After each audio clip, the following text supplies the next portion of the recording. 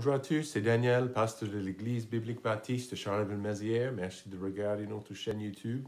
Aujourd'hui, on va commencer une étude de la vie d'Élie dans l'Ancien Testament, un des plus grands prophètes bibliques que nous voyons dans l'Ancien Testament.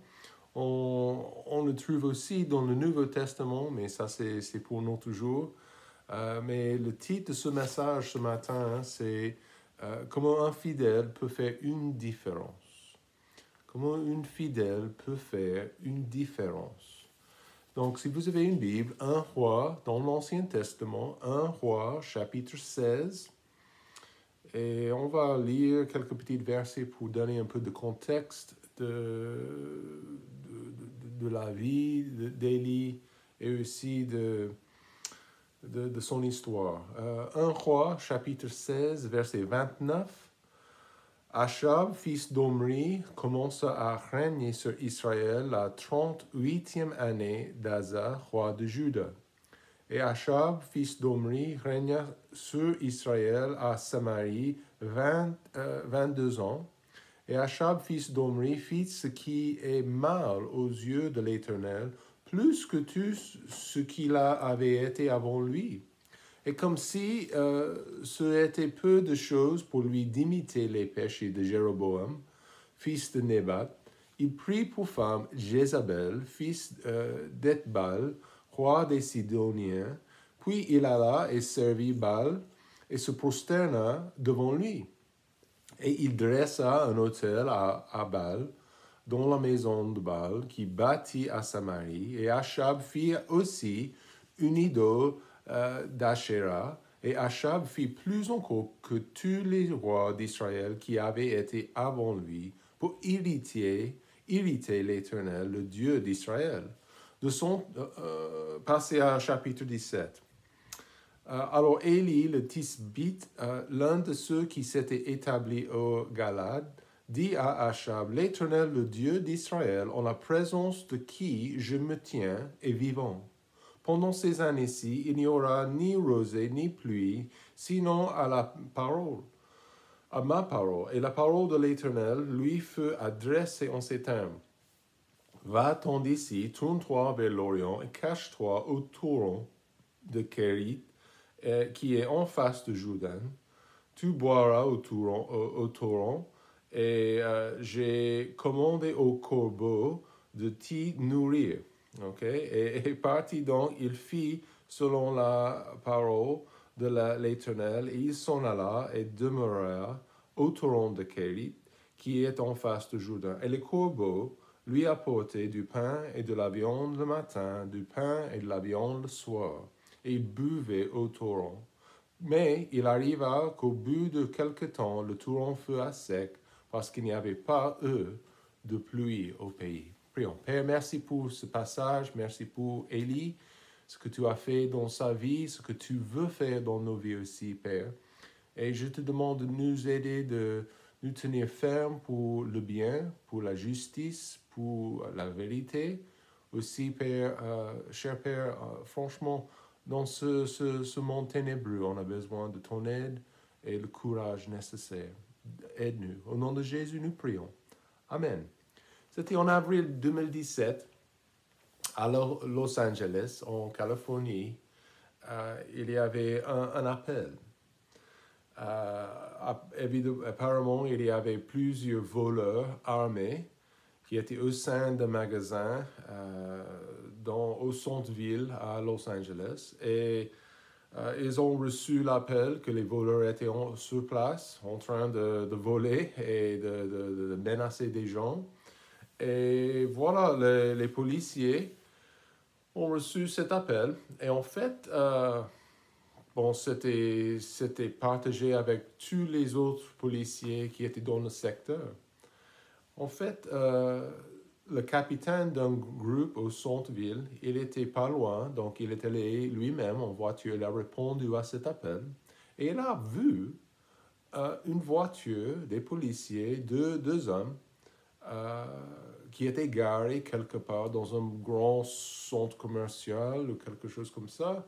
Et il a pensé que c'était un peu bizarre que ces hommes n'aient pas répondu sur le radio à cet appel. Donc, il est allé lui-même, ils ont trouvé les voleurs, ils ont arrêté les menaces.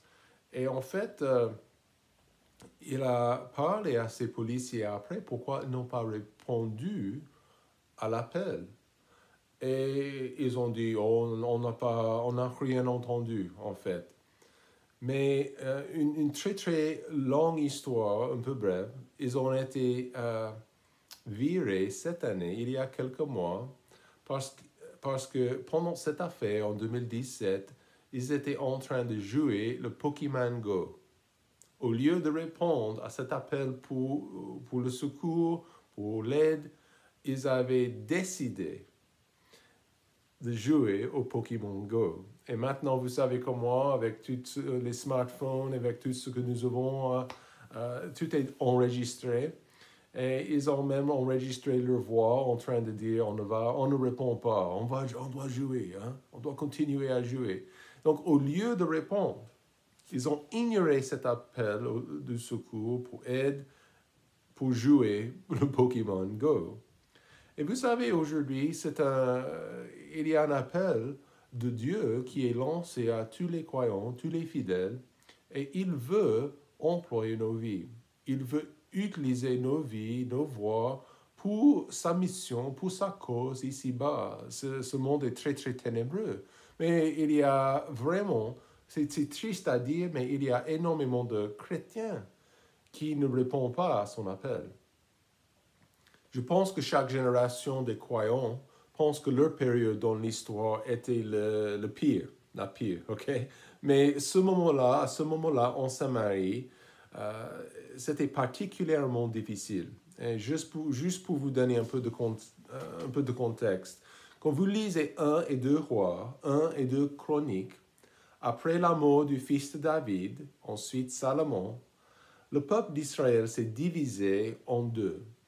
Il y avait un royaume du nord, un royaume du sud, 10 tribus, ils se sont attachés aux tribus du nord, et 2 au sud. Donc le nord était connu comme Israël, okay, avec la capitale, la Samarie. Au sud, le royaume de Juda, avec la capitale Jérusalem. Donc, le problème dans le nord était qu'ils ne voulaient plus adorer le Seigneur à Jérusalem. Donc, ils ont dit que ce n'était pas la peine de descendre, de partir de leur propre royaume et d'adorer le Seigneur dans le temple à Jérusalem. Donc, le fils, excusez-moi, pas le fils, c'était le roi du nord, il s'appelait Jéroboam. Et nous voyons son nom en verset 31, Jéroboam, fils de Nébat. Donc, en fait, ce garçon, cet homme, ce qu'il a fait, il a décidé de démarrer sa propre religion au nord. Et attention, Dieu n'était pas content, ok? Juste pour préciser ça. Il n'était pas du tout content. Il y avait toujours du conflit entre les deux royaumes.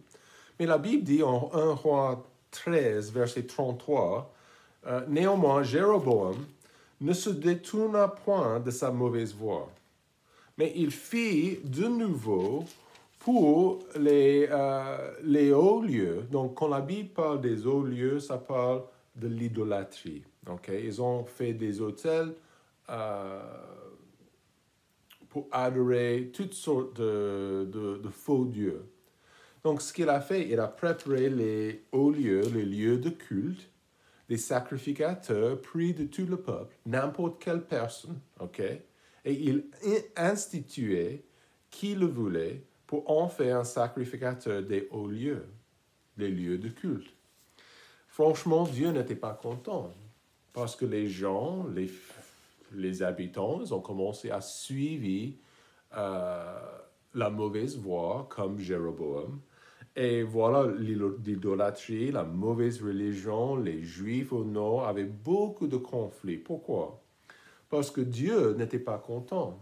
Ils avaient 19 rois pendant des générations et chaque roi était très mauvais. très mauvais. En total, avec ces 19 mois, chacun était mauvais. Et c'est triste. C'est triste parce que ils avaient toute occasion, ils avaient une occasion de suivre le Seigneur, le vrai Dieu, mais ils ont adopté les faux dieux, les faux religions des païens autour d'eux. Dans notre histoire, Achab, il est devenu le roi. Et qu'est-ce qu'il a fait? Il a poursuivi ardemment l'idolâtrie. Il a pris une femme. En fait, le contexte, c'est qu'il s'est marié avec une dame, Jézabel, et il a adopté, quand il s'est marié avec elle, il s'est marié avec sa religion. Et elle a adoré, selon verset 31, Baal. Et voilà, il s'est prosterné devant lui, il a adoré faux dieux, fausse religion, et il s'est marié à son immoralité et à sa religion. Il a même construit, la Bible dit, au verset 32, il a construit une maison dévouée à Baal. Et aussi, Achab fit aussi une idole d'Asherah. Donc, Asherah, c'était dans cette ancienne religion, ancienne fausse religion, c'était la maman de Baal. Et Baal, comme nous voyons dans le Nouveau Testament, c'est juste une religion diabolique, franchement. Ils ont adoré les statues, ils ont offert leurs enfants dans le feu pour des sacrifices vivants. Donc, c'était très, très mauvais, très vulgaire, en fait. Et il a construit le temple, il a demeuré, ils avaient des lieux de culte partout, mais la situation était terrible. Beaucoup d'obscurité spirituelle, comme aujourd'hui. Personne ne voulait servir ou adorer le vrai Dieu. Il y avait un manque de vérité dans la société en général, avec les gens faisant n'importe quoi dans leur vie. Les gens font n'importe quoi aujourd'hui dans leur vie personnelle, n'est-ce pas? Il n'y a pas d'influence biblique, il n'y a pas d'influence spirituelle. Les gens font ce qu'ils pensent est vrai ou est bon. Et dans le domaine, même dans le domaine public, ces gens n'avaient pas honte de leur méchanceté. Et c'est exactement ce qui se passe dans notre vie en 2022. La réalité de notre situation dans notre société, même aujourd'hui, les gens ne sont pas sensibles au mal. Ils ne sont pas sensibles à leur méchanceté, à leur péché devant Dieu. Qui dit que c'est mauvais? Donc la Bible dit toujours que c'est mauvais, mais Juge, chapitre 21, verset 25, en ces jours-là, il n'y avait aucun point de roi en Israël, mais chacun faisait ce qui lui semblait bon. Exactement ce qui arrive dans notre vie aujourd'hui. Et à cause de ça, l'homme, le pécheur, ne veut pas entendre qu'il est pécheur. Il ne veut pas entendre que son activité est mauvaise. Et Romains chapitre 1, verset 21, parce qu'ayant connu Dieu, ils ne l'ont point glorifié comme Dieu. Ils ne lui ont point rendu grâce, au contraire, ils sont devenus vains dans leur raisonnement, ici, et leur cœur destitué d'intelligence a été rempli des ténèbres. Donc l'homme, actuellement, dans notre monde, est en train de suivre sa propre voie, son propre chemin, et c'est ténébreux. C'est l'obscurité spirituelle et l'obscurité totale, sans Dieu, sans direction, en route pour aller en enfer.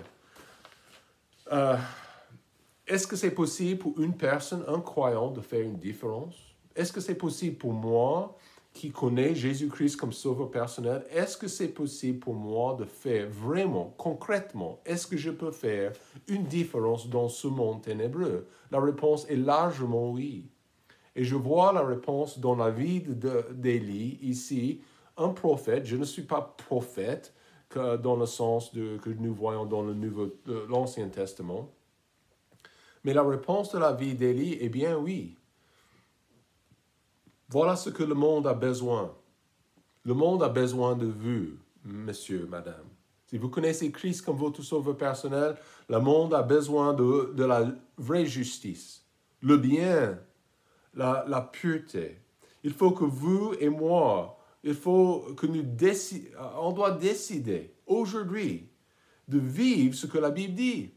Ce n'est pas suffisant de savoir ce que la Bible dit sans de le mettre en pratique. C'est hyper important pour moi, comme un enfant de Dieu, de vivre ce que je sais, de faire ce qui est juste et honorable face aux vagues du mal dans notre société. Donc, tristement, la réalité, il y a trop d'enfants de Dieu qui sont poussés et qui sont manipulés et qui décident de ne pas vraiment vivre pour le Seigneur. Et nous avons beaucoup d'informations par rapport à Élie. Sa ville était... Bon, nous n'avons pas beaucoup d'informations par rapport à lui, mais on sait que sa ville était très, très petite. Mais il est arrivé un jour, ok? Donc, dans l'obscurité spirituelle, un fidèle peut faire une grande différence. Première chose, comment le faire? Identifiez-vous avec Dieu. Verset 1. Alors, donc le moment, cette période très ténébreuse, très, très compliquée, beaucoup de mauvaises influences, beaucoup d'idoles partout. Et voilà. Alors, Élie, le Tisbite, l'un de ceux qui s'étaient établis en Galade, dit à Achab. Donc, un jour, il est arrivé, il a toqué à la porte du palais et il a demandé une audience avec le roi. Il est arrivé et voilà. L'Éternel, le Dieu d'Israël, en la présence de qui je me tiens, est vivant. Pendant ces années-ci, il n'y aura ni rosée ni pluie, sinon à ma parole. Quelle audace! Bon, il est audace, ok? C'est certain dans les Écritures que Dieu veut nous utiliser. Il veut que je me tienne ferme pour lui. Je dois être son serviteur volontiers. Il veut que nos vies comptent pour sa gloire, pour l'avancement de son royaume. Et il utilise qui? Est-ce qu'il faut être agréé comme pasteur? Non. Est-ce qu'il faut être agréé comme un prédicateur ou enseignant? Non. Donc Dieu va utiliser celui qui est disponible et consacré. Dans les histoires bibliques, c'est très facile que Dieu préfère d'utiliser les serviteurs qui sont humbles, ceux qui sont prêts de faire quelque chose. Donc évidemment, Élie s'est présenté pour le service du Seigneur. Mais attention, il était tout seul. La Bible ne dit pas qu'il avait un entourage derrière lui, un adjoint, un collègue. Non, il était seul. Il était seul face au roi, face à sa reine, face à tous ces mauvais sacrificateurs des idoles. Je m'excuse, mais ça c'est difficile. Mais un jour, il a décidé de s'identifier avec Dieu. Et exactement ce que nous devrions faire aussi. On s'identifie avec le Seigneur. Dans un pays païen, un roi, un reine méchante, Dieu était avec lui. Il n'était pas tout seul. OK? Dieu, donc je dois vous dire, si Dieu est avec vous, vous êtes en majorité. D'accord? Et tout de suite, Dieu lui demande de faire quelque chose, d'être son prophète. Encore, on n'a pas beaucoup d'indications, par rapport de son histoire. Mais il s'est identifié avec Dieu et il était d'accord d'aller au palais et de faire ce que Dieu lui avait demandé de faire. Il est allé devant le roi, il a annoncé ses nouvelles. Et vous voyez, ce qu'il annonce, c'est un jugement. Pas de pluie, pas de rosée, pendant on ne sait pas combien de temps. Il dit, sinon à ma parole. jusqu'au moment que Dieu décide et que je dis, il n'y aura plus de pluie. Grosse sécheresse dans le pays d'Israël. Donc, il a interrompu la fête. Il a interrompu les sacrifices. Et il a dit, je parle pour Dieu. J'ai quelque chose à dire, écoutez bien. Et quand je dis, la sécheresse va arrêter, ça va arrêter. Mais pour le moment, il faut s'habituer au sec. Dieu appelle son peuple d'agir. D'accord? Dieu, il appelle son peuple de parler pour lui. Okay? Donc, ça ne veut pas dire que Dieu descend et il me donne les paroles exactes. Non, ça ne marche pas comme ça. Nous avons une révélation ici dans les Écritures. Mais dans ce monde ténébreux, on doit annoncer ce que Dieu dit dans sa parole. Le besoin de salut, le péché, la repentance ne sont pas des sujets populaires. Mais de parler pour Jésus, ce n'est pas populaire, mais c'est nécessaire. Nécessaire. Lisez les actes des apôtres.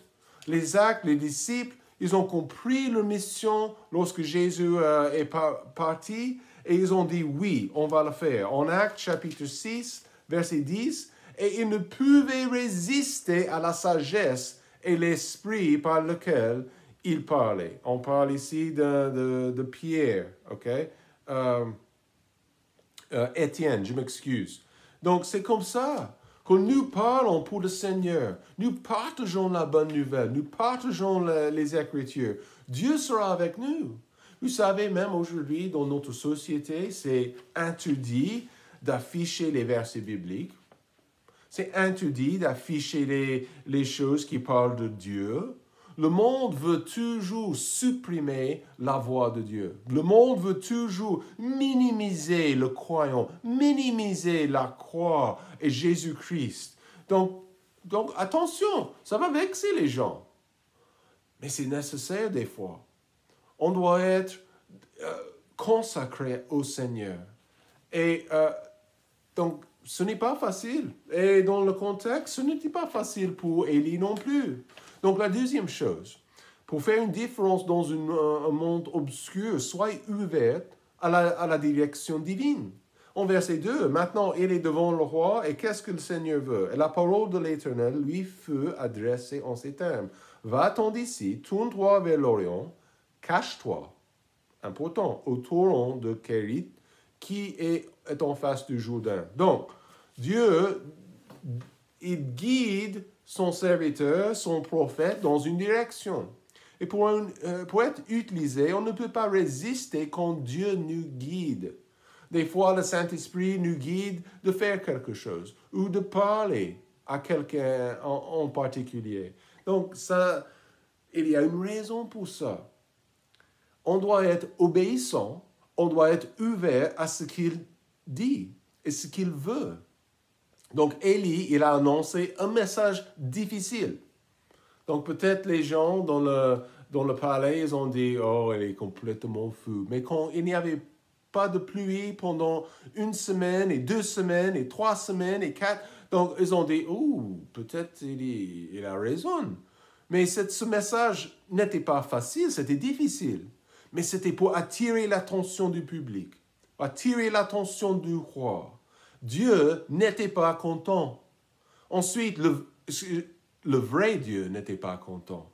Ensuite, Dieu a guidé son serviteur de partir, de se cacher. Après un moment, certainement, les royaux peut-être chercheraient cet homme. Il s'est caché dans un lieu isolé, secret. Certainement, pendant cette période, qu'est-ce qu'il a fait? Il a communié avec Dieu, il a parlé, il a appris des leçons de Dieu. Mais les méthodes d'enseignement de notre Seigneur sont variées et sont différentes. Son travail dans nos vies est vraiment divers, mystérieux des fois. Des fois, Dieu doit nous mettre à part pour nous former, pour nous préparer pour son service, pour nous aider à grandir, pour nous enseigner, nous apprendre quelque chose très difficile à apprendre. Ça peut être une maladie dans notre vie, ça peut être un problème personnel, mais Dieu veut nous enseigner et on doit être ouvert à ce qu'il fait dans nos vies. Soyez ouverts à sa direction, la direction divine. Pendant ce moment-là, à côté de cette rivière, ce lieu, en fait, la Bible dit en Jacques 5, verset 17, « Élie était un homme sujet aux mêmes affections que nous. Néanmoins, il pria avec instance qu'il ne plût point. Et il ne plut point sur la terre durant 3 ans et 6 mois. » Voyez la totalité, la durée de cette sécheresse. Imaginez, pas de pluie. C'est difficile pour nous, comme les Ardennais, de penser à 3 ans et demi sans pluie. Ça serait bizarre, n'est-ce pas? Compliqué pour les fermiers, pour les agriculteurs, n'est-ce pas? Mais on doit, comme des croyants, on doit être ouvert à sa direction. Qu'est-ce qu'il veut? Où est-ce qu'il veut que je sois? Donc, troisième chose, pour faire une grande différence dans un monde obscur, comptez sur Dieu pour fournir. Verset 4. Et voilà, nous voyons les oiseaux, les corbeaux. Tu boiras au torrent. J'ai commandé aux corbeaux de t'y nourrir. Imaginez. Et parti donc, il était là au torrent, et les corbeaux, verset 6, lui apportaient du pain et de la viande le matin. Est-ce que vous avez jamais vu les corbeaux? À côté de ma maison, pas très très loin d'ici, je peux voir un couple, mâle, femelle. Ils sont là tout le temps. C'est une cheminée pas loin de ma maison et je les vois régulièrement. Okay? Je ne pense pas qu'ils sont là maintenant, en hiver. Mais vous voyez, les corbeaux sont régulièrement à côté des autoroutes en train de manger la chair, des animaux qui sont morts. En fait, ça serait un peu bizarre de recevoir le pain. Le pain vient d'où, en fait? Le pain, la chair des corbeaux. Mais Dieu a fourni les nécessaires pour son prophète. Si vous décidez de suivre le Seigneur, même si vous êtes la seule personne, vous pouvez compter sur Dieu. D'accord? Vous pouvez compter sur Dieu. De vivre pour Dieu, c'est une bonne décision. De faire sa volonté, c'est une très bonne décision. Et en réalité, c'était les prières fortes d'Élie qui a arrêté la pluie. Dieu a envoyé des corbeaux, ces oiseaux. Et pendant 3 ans et demi, non, peut-être moins, je crois. Peut-être moins, on va voir le reste de l'histoire la semaine prochaine, dans les prochaines semaines. Mais qu'est-ce que Dieu fait? Il fournit les nécessaires pour ses serviteurs. Comptez sur Dieu. À la fin, une erreur de la part de Dieu, verset 7, il arriva qu'au bout de quelque temps, on ne sait pas combien, le torrent fut à sec parce qu'il n'y avait pas de pluie au pays. Pas 3 ans et demi, c'était longtemps avant, évidemment. Mais est-ce que ça, c'est une erreur de la part de Dieu? Est-ce que mais non. On ne trouve pas notre sécurité dans les corbeaux, n'est-ce pas? On ne trouve pas notre sécurité dans un boulot, une situation que peut-être que Dieu fournit pour un moment. Mais on peut compter sur lui de changer ses méthodes, de changer comment il va fournir nos besoins. Ça vient de sa main. Souvent, on résiste des changements. Et vous savez comment Dieu est obligé de faire les changements dans ma vie de temps en temps. Le fait était que Dieu voulait qu'Élie poursuive son ministère. Et son ministère n'était pas à côté du torrent avec les oiseaux. Il fallait s'engager avec les gens et de faire son ministère. Il avait appris. Il est parti. Mais ce n'était pas le mécontentement, l'erreur de Dieu. C'était le moment simplement pour Élie de continuer. Il a été préparé pour des meilleures choses. Et ça, c'est exactement le message. Pour accomplir, pour être utilisé dans un monde ténébreux. Quand Dieu me prépare, quand Dieu me forme, je ne peux pas rester comme un bébé. Je dois vivre pour le Seigneur. Je dois me lever le matin et je dois compter sur lui, compter sur sa direction et je dois vivre pour lui. Et il va me donner la force et le courage de le faire. J'en ai besoin, vous aussi, n'est-ce pas? Et faites une différence dans ce monde ténébreux cette semaine. Que Dieu vous bénisse.